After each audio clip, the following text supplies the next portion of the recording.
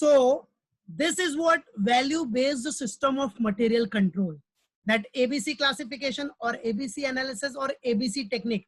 It's a value based system of what? Material control. Material control करने का value based system है, which is known as what? ABC analysis. ठीक है? तो बेटा ABC analysis में आप control कैसे करते हो? How you make a control on inventory. Inventory मतलब raw material के ऊपर कैसे control करते हो बेटा? Right? So देखो, so control के लिए ABC analysis है ना, तो देखो ABC ABC क्लासिफिकेशन है ना ये, तो ABC ABC टेक्निक है ना ये, तो ABC सिंपल. अब यहां A फॉर व्हाट? एप्पल नहीं रे बाबा. A for what? Here A for highly important materials. क्या बेटा याद रखो, सब लोग को माइंड में होना चाहिए. Everyone have to keep it in mind. A for what here? Here A means, A classification means highly important material. Important मतलब उसकी वैल्यू ज्यादा है, बराबर है. हाईली इंपॉर्टेंट मटेरियल, वैल्यू ज्यादा है. मालूम पड़ा कि नहीं? तो हाईली इंपॉर्टेंट मटेरियल, तो इसमें A में क्या रहेगा? Highly important. B में क्या होगा? मॉडरेटली इंपॉर्टेंट मतलब थोड़ा कम इंपॉर्टेंट मटेरियल है. और C में क्या होगा बेटा? Least important. बराबर है. लीस्ट इंपॉर्टेंट मतलब उसका वैल्यू बहुत कम है. राइट? अब देखो हाईली इंपॉर्टेंट मटेरियल्स. अब हाईली इंपॉर्टेंट मटेरियल मतलब क्या? हाईली इंपॉर्टेंट मटेरियल मतलब यहां देखो क्या है, ये सिस्टम वैल्यू बेस्ड है. वैल्यू बेस्ड, तो हाईली इंपॉर्टेंट मतलब हाई वैल्यू होगा. हाईली इंपॉर्टेंट मतलब उस मटेरियल का वैल्यू ज्यादा होगा. हाई वैल्यू, बराबर है. मालूम पड़ा? तो जैसे वैल्यू क्या होगा? 70% वैल्यू होगा, तो क्वांटिटी कितनी होगी? 10%. वैल्यू क्या होगी उसकी? लाइक 70% वैल्यू में होगा तो क्वांटिटी कम होगी. अभी जैसे समझ लो, अभी आपके पास लैपटॉप है, लैपटॉप, राइट है. लैपटॉप का प्राइस सबको पता है. लैपटॉप का प्राइस होता है नॉर्मली 30,000 से स्टार्ट होता है. ठीक है, 30,000. ठीक है, मालूम पड़ा? अब ये तो लैपटॉप है. और एक अब दूसरा आइटम ले लो, टॉयज. टॉयज ले लो, एग्जाम्पल ले रहे हैं हम लोग नॉर्मली समझने के लिए. टॉयज. अब 30,000 का लैपटॉप है. लैपटॉप है 30,000 का.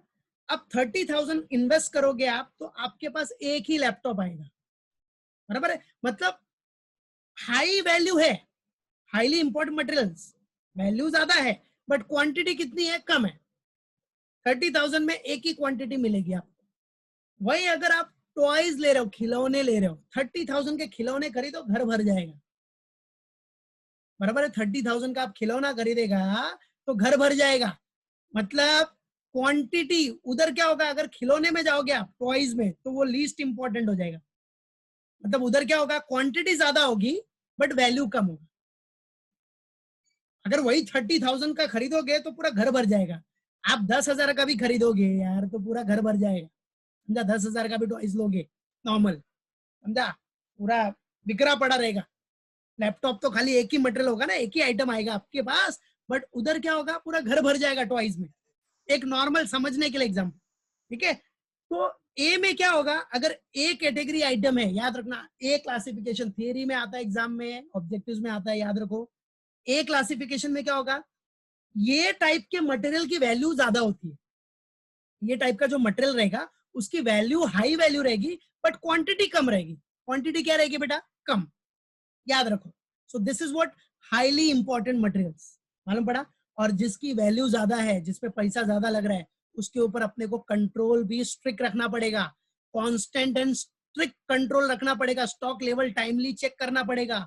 ईओक्यू देखना पड़ेगा, इकोनॉमिक ऑर्डर क्वांटिटी, क्योंकि वैल्यू बहुत ज्यादा है ना, उसकी वैल्यू ज्यादा है, स्टॉक कम है. सब कंसिडर करना पड़ेगा अपने को. Everything we have to consider it.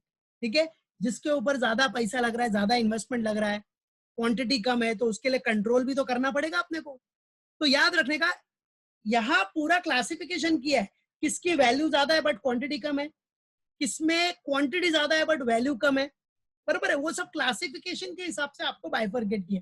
तो ये सब आपको फैक्ट्री लेवल पे, कंपनी लेवल पे जाके देखना पड़ता है कि कौन सा स्टॉक है जिसकी वैल्यू ज्यादा है बट क्वांटिटी कम है. वैल्यू ज्यादा है बट क्वांटिटी कम है, दैट्स इट। तो ए कैटेगरी में याद रखना बेटा, A category is what, highly important materials where value is high but quantity is less, बस इतना याद रखो।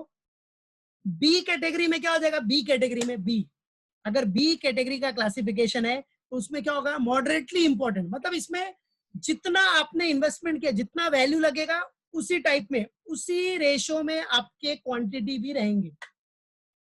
जितना आपका वैल्यूज रहेगा उसी रेशो में क्या रहेगा, क्वांटिटी भी दिखेगा, बराबर है। जितना आपने पैसा रॉ मटेरियल के लिए इन्वेस्ट किया उतना ही क्वांटिटी दिखेगा, that is what moderately important.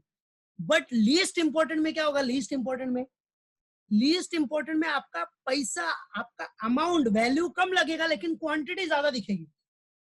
Twice का एग्जांपल लिया ना, ट्वाइस का एग्जांपल, अब उसमें आप अगर 30,000 क्या 30,000 छोड़ो, 10,000 का भी ट्वाइस खरीदोगे तो पूरा भर जाएगा, पूरा फ्लोर आपका भर जाएगा खिलौने से, बराबर है। मतलब सर उसमें मैं क्या, बोल रहा हूँ हाँ बेटा, मॉडरेट इम्पोर्टेंट का भी कोई एक एग्जांपल दो ना। मॉडरेटली इंपॉर्टेंट में आप कोई भी, जैसे ले लो रॉ मटेरियल, आप कोई फैक्ट्री का समझो, हम लोग लेते हैं एक फैक्ट्री का एग्जांपल लेते हैं, समझ लो कोई, तो सिंपल सा फंडा, मॉडरेटली इंपॉर्टेंट मतलब जितना वैल्यू इन्वेस्टमेंट है उसके हिसाब से आपको क्वांटिटी दिखेगा। चाहे वो कोई भी फैक्ट्री ले लो, शू मेकिंग ले लो, कार में अपना चेयर मेकिंग ले लो, बराबर है, मालूम पड़ा। तो जो हिसाब से वैल्यू है वो हिसाब से क्वांटिटी दिख रही है। हाईली इंपॉर्टेंट मटेरियल्स में आपको वैल्यू ज्यादा इन्वेस्ट, मतलब पैसा ज्यादा लगता है बट क्वांटिटी कम होती है, राइट।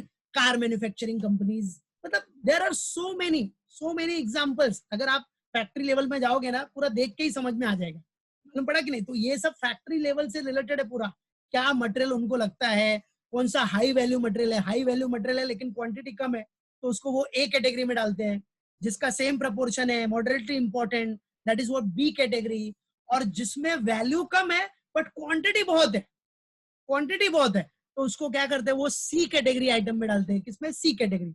अब क्वांटिटी ज्यादा रहेगी तो नॉर्मल सी बात है, क्वांटिटी ज्यादा रहेगी तो उसके हिसाब से अपने को कैरिंग कॉस्ट, ऑर्डरिंग कॉस्ट, वो सब पे फोकस करना पड़ेगा, मतलब जो भी एसोसिएटेड कॉस्ट है वो सब पे फोकस करना है। तो याद रखने का सब लोग, ए कैटेगरी, बी कैटेगरी और सी कैटेगरी। तो A category and B category and C category का पूरा मेन फंडा सबको क्लियर होना चाहिए। तो बेसिक एडवांटेज क्या है याद रखो, अगर आप एबीसी कॉस्टिंग, एबीसी एनालिसिस कर रहे हो, एबीसी टेक्निक फॉलो कर रहे हो कॉस्टिंग में, एबीसी टेक्निक फॉलो कर रहे हो, तो आपका क्या होगा बेटा, स्मूथ फ्लो रहेगा। पहला पहला तो फर्स्ट पॉइंट यही कॉमन है, smooth flow, that is minimum investment to be made without affecting production. Smooth flow मतलब आप सब कुछ एनालिसिस कर रहे हो कि आपको कहाँ इन्वेस्टमेंट करना है, कितना स्टॉक जमा करना है, कौन सा हाई वैल्यू आइटम है, ए कैटेगरी का आइटम कौन सा है, बी कैटेगरी का आइटम कौन सा है, सी कैटेगरी का कौन सा है, उसके हिसाब से आप एनालिसिस करोगे और आप इन्वेस्टमेंट करोगे, बराबर है। आप इन्वेस्टमेंट करोगे ताकि आपके प्रोडक्शन पे भी कुछ अफेक्ट ना हो, मिनिमम इन्वेस्टमेंट करोगे, फालतू में ज्यादा इन्वेस्टमेंट करके पैसा ब्लॉक नहीं करना है। सब आपको कंसिडर करना है एबीसी टेक्निक के हिसाब से कि आपको इतना इन्वेस्टमेंट करना है ताकि अपने प्रोडक्शन पे कोई कोई इफेक्ट पड़ना नहीं चाहिए। कॉस्ट सेविंग, भाई नॉर्मल सी बात है, ये सब टेक्निक आप क्यों पढ़ते हो, ईओक्यू हो गया, एबीसी टेक्निक, सबका मेन पर्पस क्या है, कॉस्ट सेविंग, अपना कॉस्ट बचना चाहिए। जो भी एडिशनल कॉस्ट है, एसोसिएटेड कॉस्ट है, मालूम पड़ा, ऑर्डरिंग कॉस्ट, कैरिंग कॉस्ट, ये सब अपना सेव होना चाहिए, मालूम पड़ा कि नहीं। तो उसके लिए ईओक्यू जैसे हेल्प करता है अपने को इन मिनिमाइजिंग कॉस्ट, कौन से लेवल पे हमको क्वांटिटी क्या करनी चाहिए, ऑर्डर करनी चाहिए, मालूम पड़ा। तो ये सब आपका क्या है, इंटरलिंक्ड है, सब आपको आपके बिजनेस में याद रखना, आपके प्रोडक्शन में स्मूथ फ्लो में हेल्प करेगा, सब प्रॉपरली चलते जाएगा, आपका कॉस्ट सेविंग होगा, मिनिमम इन्वेस्टमेंट लगेगा, पैसा ब्लॉक नहीं होगा, बराबर है, आपका वर्क एकदम स्टैंडर्डाइजेशन होगा, स्टैंडर्ड होगा, आप स्टैंडर्ड फॉलो कर रहे हो, सब डिसीजन मेकिंग कर सकते हो एबीसी टेक्निक से, किसमें हाई वैल्यू आइटम कौन सा है। उसके लिए अपने को कैरिंग कॉस्ट ज्यादा तो लगेगा नहीं, क्योंकि हाई वैल्यू आइटम में क्या होगा, क्वांटिटी कम होती है। ये सब आपको डिसीजन मेकिंग में हेल्प करेगा, कब प्रोडक्शन करना है, क्या प्रोडक्शन, किसके बेसिस पे अपने को क्या करना है बेटा, रोलिंग करना है, फ्लो कैसा रहेगा अपना, एवरीथिंग। ये पूरा जो टेक्निक पढ़ रहे हो ना बेटा, जो भी है stock level, EOQ, ABC technique, सब आपको प्रोडक्शन में हेल्प करता है स्मूथ फ्लो के लिए, मालूम पड़ा कि नहीं। कंट्रोल कर सकते हो बाय एक्सेप्शन, मतलब क्या, management can pay attention more on A category item. अब क्या है, आपने देख लिया ए कैटेगरी आइटम, ए कैटेगरी में इन्वेस्टमेंट ज्यादा होता है, पैसा ज्यादा इन्वॉल्व है, तो उस पे क्या करता है बेटा, मैनेजमेंट थोड़ा ज्यादा फोकस करता है। ए कैटेगरी में फंड ज्यादा इन्वॉल्व है, वैल्यू ज्यादा इन्वॉल्व है, तो मैनेजमेंट क्या करेगा, what management will do, control by exception, मतलब ए कैटेगरी आइटम के ऊपर थोड़ा वो फोकस करता है, थोड़ा ज्यादा फोकस करता है। Management can pay attention more on A category item, right है। So this is what control by exception, याद रखना, management can pay attention more on A category item because they are involve high value, high value है और quantity कम है, तो वो देख सकता है भाई जिसमें पैसा ज्यादा इन्वॉल्व है, फंड ज्यादा इन्वॉल्व है, उसका कंट्रोल भी तो अपने को स्ट्रिक्ट रखना पड़ेगा, कंट्रोल भी तो स्ट्रिक्ट रखना पड़ेगा ना बेटा। So these are some advantages, मालूम पड़ा, ये बेनिफिट्स है। ये सारी टेक्निक्स, आपका ईओक्यू इकोनॉमिक ऑर्डर हो गया, एबीसी टेक्निक हो गया, बराबर है, ये सब स्टॉक लेवल जो आप करते हो, ये सब आपको क्या करता है बेटा, प्रोडक्शन में हेल्प करता है, प्रोडक्शन के स्मूथ फ्लो होने में हेल्प करेगा, कॉस्ट सेविंग करेगा, कंट्रोल कर सकते हो आप by exception. Control by exception मतलब जो हाई वैल्यू आइटम्स है उसके ऊपर ज्यादा फोकस कर सकते हो। स्टैंडर्डाइजेशन ऑफ वर्क तो कॉमन पॉइंट हो गया, जब आप सब टेक्निक फॉलो करोगे तो स्टैंडर्डाइजेशन ऑफ वर्क होना ही है, और सब आपको हेल्प करेगा, जो भी टेक्निक्स है that will help you all in taking decision, in taking what बेटा, डिसीजन। तो ये सारे पॉइंट सबको याद रहने चाहिए और माइंड में को बेटा। Methods of inventory valuation. This is what methods of inventory valuation, where there are two methods.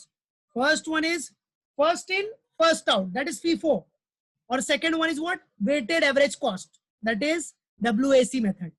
First in, first out में जो पहले आएगा वो पहले जाएगा, और weighted average cost में सीधा आपको एवरेज लेना है, क्या लेना, चलो। तो बेटा फर्स्ट इन फर्स्ट आउट और सेकेंड वन हो गया क्या, weighted average cost. First in first out तो आपने देखा कि जो पहले आएगा वही पहले निकलेगा, वो सबको याद है, वो तो प्रैक्टिकल करोगे तो मालूम पड़ेगा, जो फर्स्ट आया फर्स्ट इन होगा उसको फर्स्ट आउट करना है। वेटेड एवरेज कॉस्ट में क्या करते हैं हम लोग, एवरेज लेते हैं, एवरेज, वी टेक व्हाट बेटा हियर, एवरेज।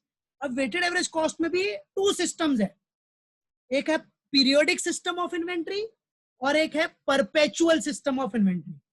पीरियोडिक, पीरियोडिक मतलब पूरा काउंट होगा, काउंटिंग करते उधर जाके, हाँ बराबर है कि नहीं, स्टॉक बराबर है कि नहीं।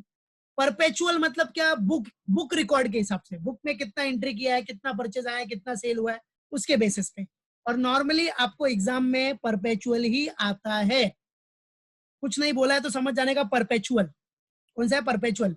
लेकिन पीरियोडिक भी करके रखने का, बोल दिया तो क्या करेगा, वो मैं करवाऊंगा, टेंशन मत लो। लेकिन याद रखो, weighted average cost is bifurcated into two system, periodic system है और कौन सा सिस्टम है, पीरियोडिक एंड परपेचुअल। क्या बेटा, पीरियोडिक एंड व्हाट, परपेचुअल, याद रहेगा ना सबको। चलो फर्स्ट इन फर्स्ट आउट तो पता ही है सबको, फर्स्ट इन फर्स्ट आउट में क्या होगा, जो पहले आएगा वो पहले जाएगा, मालूम पड़ा, जो फर्स्ट इन होगा वो फर्स्ट आउट होगा, मतलब इधर जो भी आउट होगा, इशू होगा, वो कौन से रेट पे होगा, पुराने रेट पे, ओल्डेस्ट, क्योंकि जो फर्स्ट इन आया था वो फर्स्ट आउट हो रहा है, तो जो आउट हो रहा है वो कौन से रेट पे होगा, ओल्डेस्ट रेट, याद रखना, कौन सा rate, oldest, right, oldest rate सबको याद रहना चाहिए। फर्स्ट इन फर्स्ट आउट में इशू कौन से रेट पे होता है, ओल्डेस्ट रेट। और क्लोजिंग स्टॉक, जो क्लोजिंग स्टॉक है वो कौन से रेट पे वैल्यू होगा, लेटेस्ट रेट। क्लोजिंग स्टॉक मतलब जो बचा हुआ स्टॉक है वो कौन से रेट पे, जो लेटेस्ट रेट चल रहा है वो, ये चीज याद रखना, ये भी ऑब्जेक्टिव्स में आता है, ठीक है, ये याद रखो। और वेटेड एवरेज कॉस्ट का तो बताया, पीरियोडिक और परपेचुअल। पीरियोडिक में क्या करते हो आप, फिजिकल काउंट करते हो, और इसमें क्या करते हो, परपेचुअल में बुक रिकॉर्ड के ऊपर, बुक में कितना एंट्री किया है, अकाउंट्स डिपार्टमेंट ने कितना एंट्री किया है, याद रखो। और weighted average cost per unit का फॉर्मूला भी याद रखो, सब पढ़ा है, weighted average cost per unit का फॉर्मूला, ये एक रिवीजन है समझो। WAC पर यूनिट के लिए क्या फॉर्मूला है, opening stock plus purchase in amount divide by opening stock plus purchase in units. ये फॉर्मूला यूज करके आप weighted average cost per unit निकाल सकते हो, क्या निकाल सकते हो, weighted average cost per unit. तो ये एक रिवीजन है, याद रखो। FIFO देख लिया आपने, first in first out, issue of stock at oldest rate, और क्लोजिंग स्टॉक कौन से रेट पे, लेटेस्ट रेट। वेटेड में भी देखा, दो सिस्टम है, पीरियोडिक, पीरियोडिक में आप पूरा फिजिकल काउंट करते हो, स्टॉक कितना है गिनते हो, उधर जाके फिजिकल वेरिफिकेशन कितना स्टॉक है। और परपेचुअल में क्या होता है, बुक